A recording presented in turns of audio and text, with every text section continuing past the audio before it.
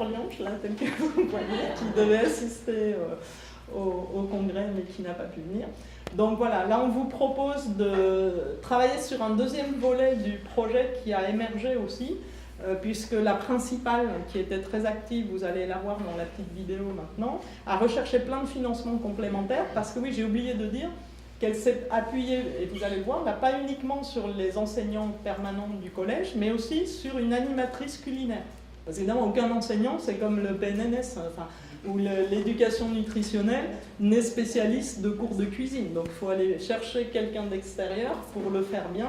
Et donc là, c'est Caroline Bain qui a été recrutée, qui est une ancienne professeure de mathématiques, qui s'est reconvertie, qui adore cuisiner, qui le fait très bien, et donc qui a créé à Angoulême une cuisine où elle accueille des familles, elle fait des séminaires, et donc elle fait aussi plein d'interventions dans les collèges. C'est sa nouvelle vie. Vous allez voir, c'est quelqu'un aussi de très dynamique, et qui, quand elle animait ses sessions de cours de cuisine avec les enfants, jouait un petit peu à Masterchef. Enfin, oui, elle les mettait un peu dans cette pression, mais gentiment. Mais du coup, eux, ça les valorisait énormément de savoir qu'ils avaient un truc à faire en temps limité. Ça les concentrait sur ce qu'ils étaient en train de faire, en jouant évidemment sur des références qu'ils avaient aussi. Bon, voilà. Alors, très rapidement, la présentation, c'est ce qu'on va faire. Et en allant chercher des financements complémentaires, s'est posé la question de la transférabilité. Puisque ce projet a obtenu pas mal de prix au niveau national, le prix de l'innovation pédagogique, etc. Bon, ils ont été très actifs pour aller chercher une reconnaissance nationale. Et du coup, la question de comment on peut transférer ce projet pilote dans d'autres établissements s'est posée. Et elles ont obtenu des financements aussi pour construire ce guide méthodologique. Donc je vous ai mis...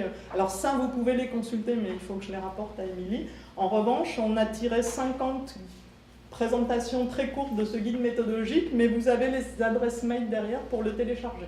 Il a été validé, mis à disposition du public et donc de tous les autres chefs d'établissement qui souhaiteraient Alors,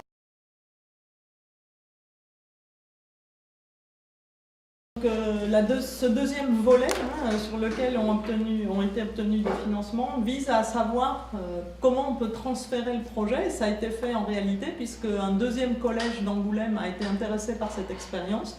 Et donc ça a donné l'occasion de construire ce guide et de tester si ce guide permettait à un nouveau collège en zone REP+, donc zone d'éducation prioritaire mais avec plus de difficultés, des profils d'enfants vraiment difficiles. Et bon, le transfert n'a pas été si facile que ça, mais on a pu le vivre en direct, on a pu se rendre compte qu'effectivement l'implication du chef d'établissement, le fait qu'il y ait au moins un enseignant moteur qui puisse entraîner avec lui l'ensemble des autres enseignants, aussi de la documentaliste par exemple, ça n'a pas été possible dans le deuxième collège, peut-être parce qu'ils ont d'autres conditions de travail aussi, peut-être plus difficiles, alors là aussi on n'a pas vraiment approfondi ça, mais il va falloir donc adapter le projet aux possibilités de chaque collège. Et c'est là où ce guide de transfert est intéressant, parce qu'en fait, on peut très bien ne prendre qu'une partie du projet. On peut très bien ne prendre que les ateliers de cuisine et ne pas forcer le prof d'histoire, géo, à rentrer dans le jeu. D'accord ? Donc on peut en fait, à travers les 30 activités qui ont été vraiment testées dans le premier collège, décider de redéfinir le périmètre du projet pour qu'il puisse être gérable par une autre équipe, peut-être qui a moins d'enthousiasme ou qui est moins dynamique que celle qui a inventé et initié tout ça. Donc c'est l'intérêt aussi, c'est de faire réfléchir le chef d'établissement à cette reconfiguration du projet en fonction des possibilités, des disponibilités, des financements aussi qu'il est capable d'aller chercher pour rendre ça possible. Donc les objectifs sont toujours les mêmes, d'accord ? Donc les ambitions à long terme d'un projet comme celui-là, c'est effectivement de créer du lien avec les familles, ce qui est très important quel que soit le collège. Et si ça se fait sur ce thème particulier de l'alimentation, ça permet à des familles de se sentir valorisées aussi dans le collège. On ne les juge pas, voilà, elles peuvent démontrer des compétences à d'autres familles, à l'ensemble de l'équipe pédagogique aussi. Le bien-être des collégiens, on a constaté dans le premier collège qu'il y avait vraiment eu un effet. Le taux d'absentéisme a vraiment chuté drastiquement, il n'y a plus de conseil de discipline, donc c'est quand même le signe qu'il y a un investissement. On a ramené au collège finalement des enfants qui étaient proches du décrochage scolaire, donc c'était aussi extrêmement important pour le chef d'établissement de réussir ça. Améliorer évidemment l'alimentation, les faire réfléchir, leur apporter plus de réflexivité sur la façon dont ils achètent, etc. etc. Et puis, donc l'objectif dont j'en ai déjà parlé, de lutter contre le décrochage scolaire. Alors, évidemment, pour mettre en place ce projet, il faut réfléchir aux moyens dont on dispose. Là, il se trouve que le collège est à côté d'un lycée, là aussi à visée professionnalisante. Donc non seulement il y a une cuisine pédagogique, mais il y a une cuisine centrale. Et les enfants ont pu faire les deux. Mais dans l'autre collège où le projet a été transféré, il y a une cuisine pédagogique, 12 places. Enfin, ça permet quand même de diviser une classe en deux, de faire des roulements. Alors après, il faut réorganiser l'emploi du temps. Enfin, il y a beaucoup de choses à faire, mais c'est faisable. Il faut donc savoir aussi avoir des moments où on va discuter avec les enfants de ce qu'ils ont ressenti, de ce qu'ils ont aimé, de ce qu'ils ont compris sur un certain nombre d'activités qu'ils ont menées. Et puis après, sur le plan vraiment humain, il faut mettre en place un groupe de pilotage, puisque c'est un projet qui va se déployer au moins sur une année, voire sur 2 ans, si l'équipe a envie de prolonger un certain nombre d'acquis. Il faut un coordonnateur, il faut des référents, il faut que ce soit très clair aussi pour les collégiens. Si j'ai une question à poser sur cette activité, à qui je m'adresse, puisque c'est peut-être pas forcément le déroulé des cours ordinaires. Donc c'est important qu'il y ait quelqu'un qui personnifie le projet au sein de l'équipe pédagogique et qui soit le référent de l'ensemble des questions que les enfants peuvent poser. Des intervenants extérieurs qu'il faut financer, donc il faut aller chercher des financements pour payer ce qu'on appelle des heures complémentaires, etc. etc. Alors, si on regarde plus en détail ce qui était la question, comment s'est déroulé tout le projet, en fait, il y a 5 modules, et ces 5 modules réapparaissent évidemment dans le guide méthodologique. Un premier module, c'est acquérir des aliments, savoir se procurer des aliments. Donc, plusieurs actions. Ils sont allés dans un jardin pédagogique, la cueillette fabuleuse dont je vous ai parlé. Ils ont visité un marché traditionnel avec les commerçants sur une place, voilà, les artisans. Ils sont allés aussi dans un supermarché, donc bien comprendre comment les univers sont créés, pourquoi justement on vous met les fruits et légumes et juste en face le rayon des plats tout préparés. Le message est quand même clair, hein. On se retourne de l'un à l'autre, c'est beaucoup plus facile de prendre le plat tout fait que de s'imaginer éplucher des oignons, des machins, des trucs. Donc c'est pas par hasard qu'il est là. La lecture d'étiquettes, est-ce qu'on comprend les ingrédients, est-ce qu'on comprend comment est fait le produit, d'où il vient, etc. Une action sur un regard critique sur la publicité, par exemple sur les rhétoriques visuelles qui vont induire des inférences et on va penser que le steak vient directement et très naturel simplement parce qu'on a posé le steak sur de l'herbe. Mais sauf que, ou l'œuf, on va le poser sur de l'herbe, sauf que quand on sait comment les poules sont élevées, bon voilà. Donc déconstruire tout ça. Un atelier sur le packaging, construire des slogans, des allégations nutritionnelles. Si vous le faites, vous comprenez effectivement mieux le mécanisme qui va vous inciter à croire l'allégation nutritionnelle ou pas. Bon, vous voyez, donc ça, c'est dans le guide, donc vous pourrez tout le télécharger, hein, je ne vais pas détailler tout ça, mais il y a 30 actions qui ont été menées dans ce collège Marguerite de Valois. Et l'intérêt du guide méthodologique, c'est qu'on n'est pas obligé de tout faire. On peut faire son petit cocktail là-dedans en fonction de l'enseignant. Si justement l'enseignant d'histoire n'est pas partant, le volet 5, on va peut-être essayer d'éviter de... Bon, on va en traiter. Donc, chaque établissement peut donner un périmètre particulier à son projet. Alors là, je n'ai pas le temps de vous passer une deuxième vidéo, mais que vous pourrez voir. Donc, je vais passer très vite. Hein. Donc là, c'était une vidéo d'ensemble avec aussi qui interviewait des enfants sur finalement ce qu'ils avaient aimé sur l'ensemble du programme, mais on n'a pas le temps. Donc, je vous montre quelques exemples. Hein. Visite de lieu de production. Sur le marché, ils ont passé beaucoup de temps sur l'étalage du poissonnier, parce qu'en fait, ils ne connaissaient pas la plupart des poissons qui étaient présentés. Ils les ont touchés, parce qu'en fait, à la maison, on devait plutôt ramener vous savez, le poisson carré, là, celui qui n'est pas né. Bon, voilà, donc ils ont découvert des vrais poissons qu'ils ne connaissaient pas, qu'ils n'avaient jamais vus. Donc c'est intéressant aussi de les confronter à des lieux où ils ne vont jamais finalement. Le marché de quartier, le supermarché. Après, donc le jardin pédagogique, la visite de la cuisine du collège. Donc se faire expliquer comment travaille l'équipe de restauration et découvrir qu'ils prennent beaucoup de responsabilités, font beaucoup de choses pour le bien-être des enfants. Donc ça c'est important aussi.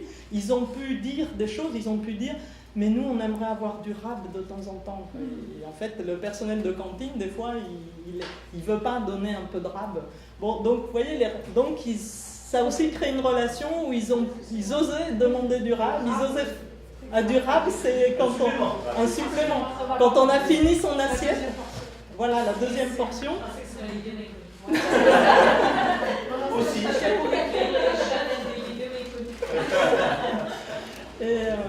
Bon voilà. Et là, ils ont aussi rencontré un vrai chef, un chef d'un restaurant d'Angoulême qui est venu faire avec eux une recette d'un gâteau, etc. Donc oui, ils ont rencontré des professionnels aussi qui leur ont parlé de ces métiers-là avec tout leur enthousiasme, tout leur savoir-faire et aussi toute leur expérience. Ils sont allés dans un autre lycée, à leur hôtelier, apprendre à mettre le couvert, d'accord ?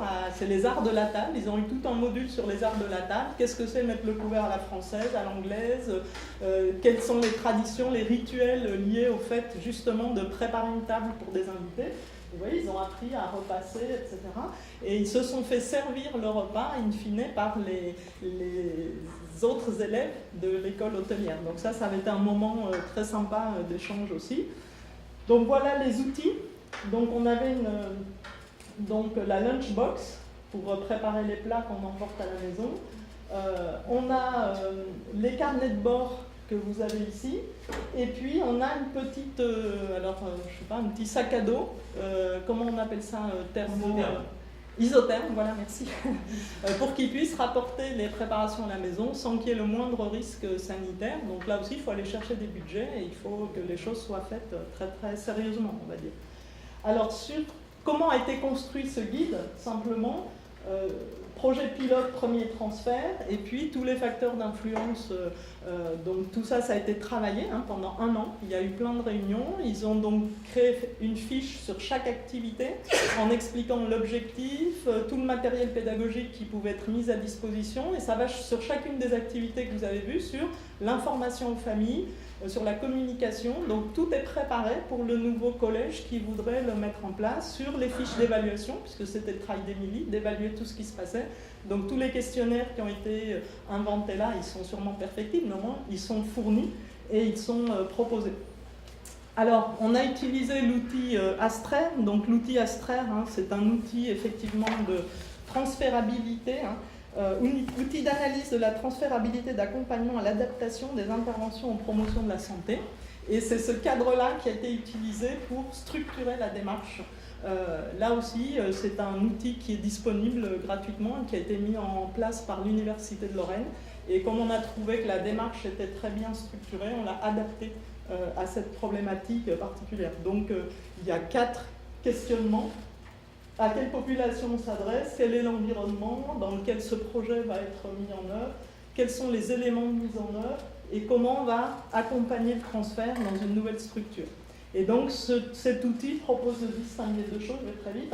Les fonctions clés, celles qui doivent vraiment être transférées, prises en charge par l'autre établissement, et les aspects de forme, donc qui peuvent changer. C'est ce que moi j'appelle redessiner le périmètre. On peut recomposer finalement le projet qu'on souhaite, mais il y a quand même des fonctions clés qu'il faut transmettre.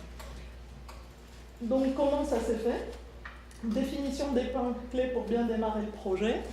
Là aussi, l'ensemble des méthodes et des techniques qui ont été élaborées dans le premier établissement étaient formalisées et sont directement transférables. Et on va aider finalement, on va créer une couche de questionnement. C'est-à-dire que Madame Cuisinier, elle a fait des tas de choses. Sauf qu'en travaillant avec le groupe, on l'a obligée à une forme de réflexivité. Si elle avait à refaire le projet, comment elle s'y prendrait, les questions qu'elle doit se poser ou qu'un principal d'établissement doit se poser. Donc elle a eu aussi ce travail de réflexivité à faire sur sa propre démarche en termes de chef d'établissement, ce qu'elle avait réussi, pas réussi, comment il faudrait s'y prendre. Donc ça a permis à chacun des acteurs de faire un retour réflexif sur cette première expérience. Bon voilà, donc très vite aussi. Vous aurez ça dans le guide, donc je passe très vite puisqu'il est téléchargeable en ligne. Hein. Si ça vous intéresse, vous pourrez aller le voir. Mais donc, 4 parties. La préparation du projet, toutes ces questions à se poser avant de se lancer dans le projet. Comment on va organiser le projet et planifier son déroulement dans le temps. Les fiches actions selon les modules qu'on a choisis. D'accord ? Et on va là aussi voir comment les mettre en place, etc. Toute l'évaluation de chacune des activités.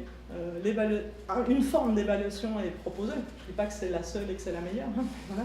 Et comment on peut diffuser les résultats, c'est-à-dire là aussi, est-ce qu'on peut mesurer des transformations dans le bien-être ressenti par l'équipe pédagogique, par les élèves et tout ça, et comment on peut communiquer aussi sur l'action du collège dans son contexte, parce que c'est extrêmement important par rapport à la mairie, par rapport au conseil départemental qui finance ce type de structure.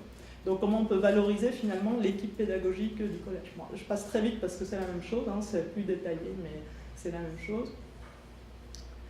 Donc les points clés, l'origine du projet, faire un diagnostic sans concession sur son propre établissement, ce qui ne va pas, en quoi ce projet peut peut-être redynamiser, recréer du lien, enfin voilà. Donc il faut être aussi un peu sans complaisance dans la façon de regarder l'état de son établissement, quels sont les besoins spécifiques. Peut-être que dans un autre collège, les besoins, ce n'est pas forcément de recréer du lien avec des familles issues de parcours migratoires. Peut-être que c'est un autre problème. Peut-être que c'est des problèmes de violence entre étudiants, entre élèves. Je ne sais pas. Chaque collège peut avoir ses problèmes particuliers. Et donc, il faut se demander comment ce projet peut aussi contribuer à résoudre un certain nombre peut-être de tensions qui existent dans le collège et ne pas les sous-estimer. Après, il faut construire son groupe de pilotage, donc choisir qui on met, les objectifs que l'on donne, etc., etc. Alors, bon, donc, là aussi, vous le trouverez dans le guide. Le projet peut être découpé en 4 phases. On le revoit, constituer l'équipe de terrain, trouver l'animateur culinaire, parce que ça, c'est un point clé. Hein. Caroline Bail, elle est juste exceptionnelle. Il faut trouver un animateur aussi qui donne envie. Qui soit dans une vraie relation pédagogique avec les enfants, mais pas scolaire.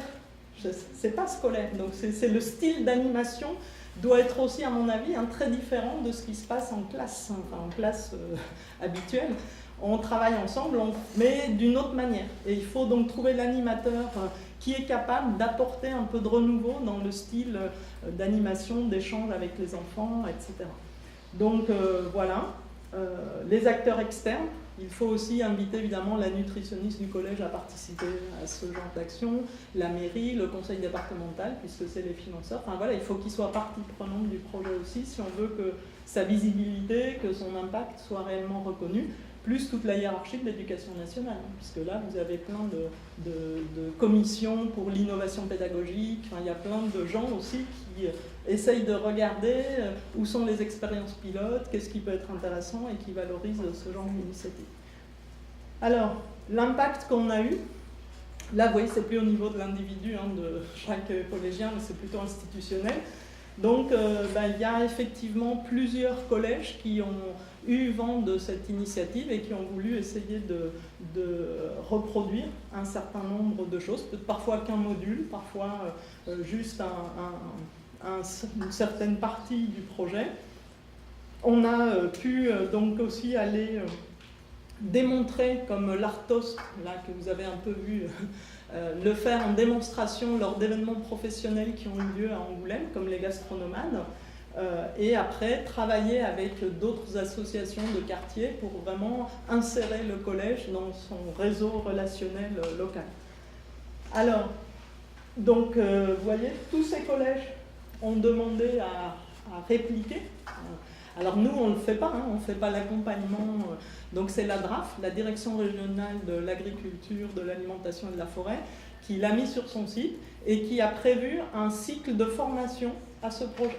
Et donc Madame Bail, Madame Cuisinier pourront aller former leurs collègues dans différents collèges suite à cette action. Donc ça c'est prévu, la formation à la mise en œuvre de ce projet est prévue aussi par la DRAF. Et puis d'autres transferts institutionnels et pas forcément dans des collèges. Et donc c'est ça qui est intéressant aussi. Il y a eu la maison des adolescents à Montpellier, qui n'est pas qu'un collège, hein. Effectivement. Il y a un des collèges, mais c'est aussi des maisons d'accueil d'adolescents un peu en difficulté, etc. L'île de la Réunion aussi, qui souhaite développer ce genre d'initiative. Bon. Donc on a été un peu surprise, mais disons qu'il y a eu un bon buzz sur ce projet. Donc le guide lui-même a été référencé dans différents contextes, on va dire. En France, donc les ateliers Ville Santé l'ont validé. À chaque fois, il est réévalué, il est validé avant d'être proposé à un certain nombre d'acteurs. Donc l'INC, l'Institut National de la Consommation, qui est notre partenaire aussi au CEP, est en cours d'évaluation.